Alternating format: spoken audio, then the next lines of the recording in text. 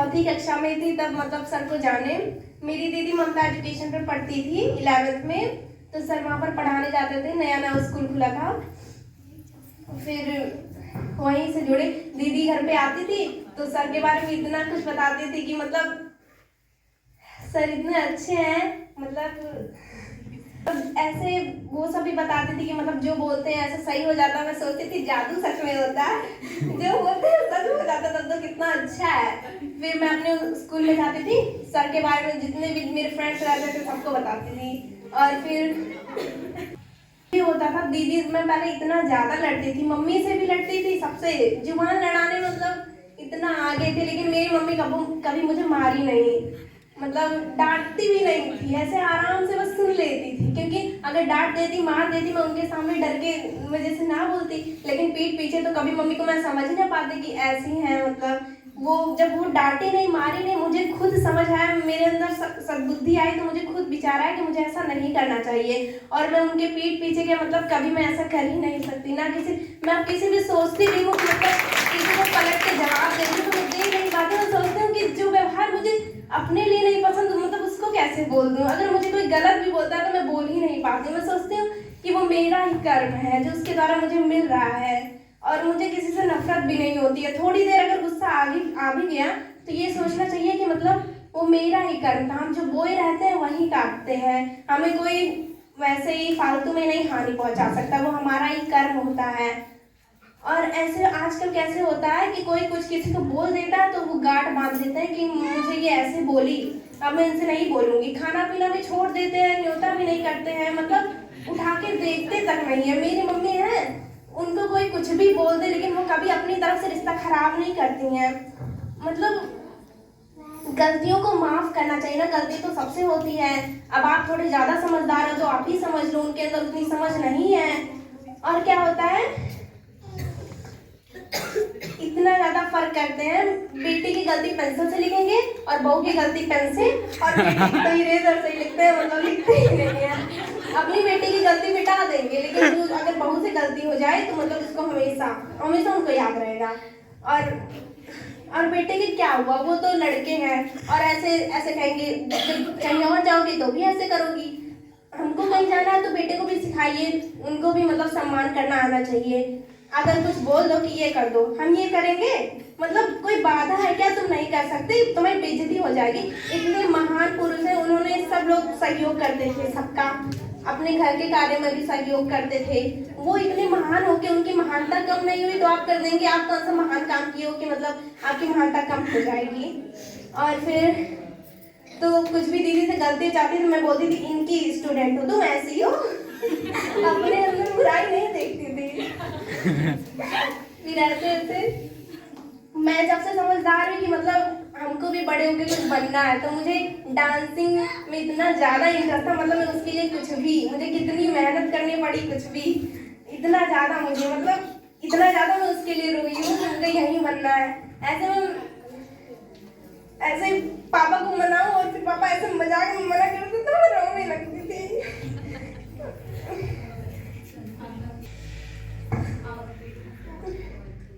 फिर मेरी दीदी बोली कि सर से बोलो, मेरे सर को बताना, वो मतलब वो सही कर देंगे।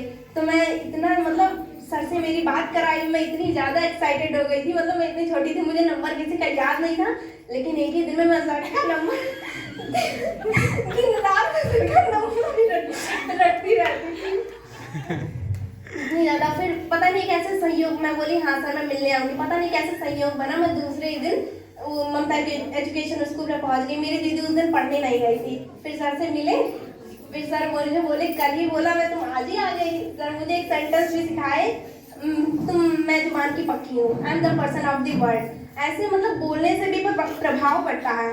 मेरी मम्मी को मेरे ऊपर इतना ज्यादा विश्वास हो, मुझे कभी ऐसा नहीं बोलते कि तुम गलत हो या फिर तुम्हारे अंदर ये बुराई है, कभी बता भी देंगे लेकिन मुझे बुरा नहीं बोलती हैं, हमेशा बोलती है तुम बहुत अच्छी हो, तुम मतलब जो बोलेंगे पलक जो कहती है वो करती है। तो मेरे ऊपर कहीं ना कहीं प्रेशर पड़ता है कि मतलब ये जब ऐसा बोल रही है, जो मैं बोलती हूँ वो करती है, तो मैं कुछ बोली रहती हूँ नहीं भी करती हूँ, तो मैं सोचती हूँ कि मुझे ऐसा बोली है, मुझे वो करना चाहिए। मैं अपने मतलब शब्दों से पीछे नहीं हटती, जब याद आ जाता है तब, नहीं तो तरह तरह हाल जाते हैं। और फिर सर से मिली, सर बोले, मैं बोली दीदी से कि ये नहीं बनना है, ये अच्छी बात नहीं है। तो मैं सर से बताई, मुझे तब पता चला कि एक्टर्स बनूंगी तो उसमें डांसिंग मतलब तो मैं एक्टर्स मतलब। तो सर बोले कि तुम प्रैक्टिस करती रहो, तुम बन जाना, कोई बात नहीं। वो लोग रोकते हैं उन लोग से छुप छुप के। फिर मैं वहाँ से आ गई। फिर सर की इतनी ज़्यादा मतलब, फिर मेरी दीदी 40 दिन का सर सूत्र दिए थे मतलब फॉलो करने को, तो वो फॉलो करती थी। उनके मन में ये चीज़ था कि मेरी मम्मी जुड़ जाएगी आर्थिक परिवार से, और मेरी मम्मी इस तरह जुड़ी मतलब हमेशा लिखती ही रहती है, लगातार कभी छोड़ती ही नहीं है। उनके अंदर पहले ही होती सब लोग होते हैं काम खत्म कर लेंगे, दूसरों के घर जाएंगे, बात करेंगे, चुगली करेंगे, लेकिन उनको मैं कभी ऐसा नहीं करते देखी। ना किसी को कोई कितना भी झगड़ा कर ले, ना किसी को पलट कर जवाब देती हैं। और मतलब उनको अपने काम से काम, कोई उनको कुछ भी बोले तो ऐसा गांठ नहीं बांधती है कि हमको ये ऐसे बोली तो मैं इनसे अब नहीं बोलूंगी। सबका सहयोग करेंगी, सबको प्रेम देती हैं, किसी से नफरत नहीं करती। तो 40 दिन के बाद मेरी मम्मी इस तरह जुड़ गई, मतलब वो अब इस तरह लिखती हैं, एक दिन में मतलब 8 पेज लिखती हैं। हम लोग कहते हैं मम्मी को संडे को स्कूल जाना है, मम्मी की पढ़ाई शुरू हो गई। मतलब इतना कहती है कि जो नहीं कर सकती वो तो नहीं करती, लेकिन जो कर सकती हूँ वो तो करूँ। अभी यहाँ पे सर बोले हैं 40 दिन के कुछ रूल फॉलो करने को। मेरी मम्मी 1 घंटा जब कर रही थी, मैं बोली हम लोग को तो नहीं करना है, जो लीडर है उनको करना है। तो बोलती है आप कोई भी कार्य करिए तो दूसरों को दिखाने के लिए मत करिए, भगवान को दिखाने के लिए करिए, क्योंकि भगवान देखेंगे तो वो सही होगा। मेरी मम्मी कहती है नाम नहीं लिखा है तो क्या होगा, खुद से तो करे, भगवान तो देख रहे हैं, कोई काम ही आएगा। तो करती हैं, जो भी करती हैं एकदम निरंतर मंत्र लेकर ऐसे लिखती हैं, अगर उनको दिन में नींद ना आए ना तो वो सोए ना, ऐसे लिखती रहेंगी, उनकी आंख बंद हो जाएगी तब जाके वो बंद करेंगी। ऐसे इस तरह नींद आने लगेगी उनको कि मतलब ऐसे लिखती रहेंगी, राइटिंग खराब हो जाएगी, समझ लिख क्या रही है, हमेशा लिखती रहती है। हम लोग ऐसे टाइम वेस्ट कर देते हैं कि मतलब कहीं जाना है तो हाँ बस तैयार हो गए बस जाना है। मेरी मम्मी अगर 2 मिनट उनको समय मिलेगा तो वो 2 लाइन लिख लेंगी ऐसे। और मेरी मम्मी कोई भी चीज़ है 1 बार समझाएंगी, 2 बार समझाएंगी, कोई रोकती नहीं है जबरदस्ती कि मतलब जैसे बहुत लोग होते हैं कुछ खराब काम करते हैं तो उनको बाधा इतना रिस्ट्रिक्शन लगा देंगे, उनको आप रिस्ट्रिक्शन लगा के रोक ही नहीं सकते जब तक उनका विचार नहीं बदलेगा।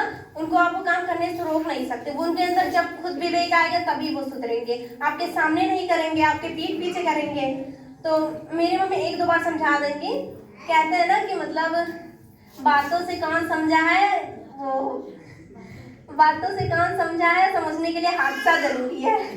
तो मतलब जब मुझे खुद ठोकर लग जाएगी तो मेरे अंदर समझ आ जाती है, गहरा संस्कार पड़ जाता है। फिर मैं उनके पीठ पीछे तो क्या मतलब वो कहीं भी चली जाए मैं कभी वैसा करूंगी ही नहीं। ज्यादा रोकती तो टोकती नहीं है मैं, खुद से मतलब खुद से सीखने देती है, और मैं कुछ ऐसा करती भी नहीं हूँ। और फिर मैं स्कूल में अपनी 5th क्लास में सबसे मतलब मेरी फ्रेंड, मैं इतना ही जानती थी कि मंत्र लेखन लिखूंगी तो मुझे जो याद करूंगी मुझे जल्दी से याद हो जाएगा, मेरी स्पीड बढ़ जाएगी, बस इतना ही जानती थी और कुछ नहीं जानती थी इसके बारे में कि ऐसे परिवर्तन आते भी हैं। फिर मैं भी लिखती थी, मेरी एक फ्रेंड भी रहती थी, मतलब इतने मतलब नादान थे कि मतलब ऐसे दीदी से बोलते थे 1 दिन नहीं लिखेंगे कुछ हो जाएगा। मतलब वो बोलती थी 1 दिन नहीं लिखी 24 बार लिखते थे, 1 दिन नहीं लिखी तो दूसरे दिन उसका डबल लिखना पड़ेगा। तो मतलब समझदार नहीं थे कि मतलब चाहे लिखो चाहे ना लिखो, लिखने अगर नहीं लिखूंगी तो कुछ होगा नहीं। मैं सोचती थी कुछ हो जाएगा तो डेली लिखती थी, ऐसे मन नहीं करता था तो भी जबरदस्ती अपना होमवर्क किनारे रख के उसको लिख देती थी। और ऐसे गर्मी की छुट्टी में जाती थी, ऐसे जब नहीं पहले वो बताती तो लिखती थी। तो मैं 5th क्लास में पढ़ती थी, मतलब बहुत ही खड़ूस थे, मैं मार खाने से थी, मैं कुछ वैसा करती भी नहीं थे, लातों की भूत थी, मुझे बात से ही समझ में आ जाता था। तो जाते थे तो मतलब 5th क्लास में पहुंचे, सुने थे कि मतलब सर ये बहुत खड़ूस है, बहुत मारते वारते हैं। और मैं पढ़ने में मतलब कि याद करके आना तो मैं करके जाती थी, मेरी कॉपी हमेशा कंप्लीट रहती थी। तो मैं सर से बोली, मैं दीदी से बोली कि इनको हटवा दे, कह दो सर से, सर जो बोलते हैं सही हो जाता है। तो मैं सोची कि सर हटवा देंगे तो मुझे भी कुछ करना चाहिए। तो मैं अपने क्लास में मतलब जो भी मेरी फ्रेंड्स होती, मैं सोची अगर चाहती हट जाए तो कुछ करना होगा, 24 बार गायत्री मंत्र हम लोग करेंगे और सर हटा देंगे। तो कोचिंग में आए दीदी के साथ, मैं भी कोचिंग में आती थी। दीदी सर इंग्लिश स्पीकिंग सिखाते थे। वैसे मुझे कुछ ज़्यादा समझ में नहीं आता था, लेकिन फिर भी आते थे दीदी के साथ। तो सर से बोले लास्ट में, तो सर बोले ठीक है हट जाएंगे। और फिर तो मतलब वो लोग को पता नहीं, लेकिन मैं गादी में पढ़ती थी। फिर छुट्टी हो गई, फिर स्कूल के बाद गई, वो सर हट भी गए, दूसरे सर आ गए। वो सर मतलब पूरा साल बीत गया, पढ़ाए ही नहीं, लेकिन कल में मार खाना लिखा था, तो लास्ट में 2 दिन आए तो धोखे चले गए।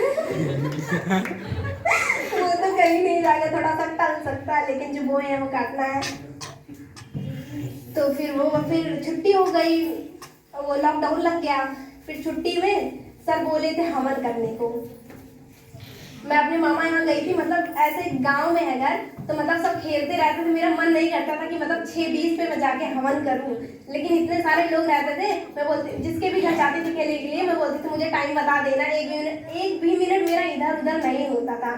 मैं 6:20 पे मतलब जैसा भी कर पाती थी हवन करती थी, रोज, कभी छोड़ी नहीं।